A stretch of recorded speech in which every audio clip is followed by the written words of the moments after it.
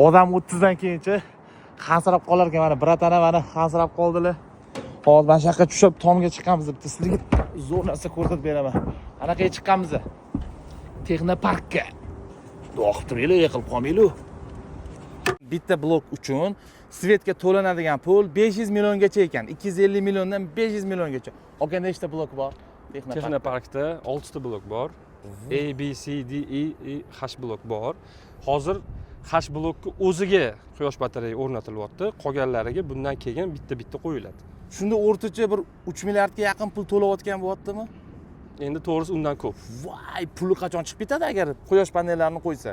Quyosh panellarini qo'ysanglar, puli 2,5 yilda o'zini oqlaydi. 2,5 yilda puli chiqib ketadi, u yog'iga foydadasizlar. Hozir shularni hammasini qo'ysa, navodo, shu o'zini hamma energiya ta'minotini o'zlari qoplaydimi? Qoplaydi aka.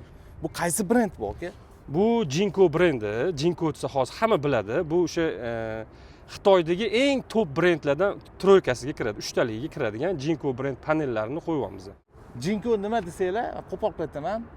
Konditsionerga solishtiradigan bo'lsak, Grega o'xshagan narsa. Aka Huawei dedingiz boya? Ha, invertorlari Huawei qo'yamiz. Huawei invertorlari ham eng topoviy, eng yaxshi invertor hisoblanadi. Men uyimga shundan qo'yganman, buni nimaligini bilaman. Mana bunaqa soedinitellari bor, bular hammasi alyumindan qilingan, o'zi ham alyumin metaldan bo'lgan, teklari ham mana alyumindan bo'lgan. Zanglab ketmaydi, zanglab ham yo'q oqib, ertaga sifati buzilib qolmaydi. Okalar, men mana shundan qo'yganman uyimga, eng sifatlisini qo'yganman. Ham ekonom qilaman, ham foyda olaman. Zo'ra?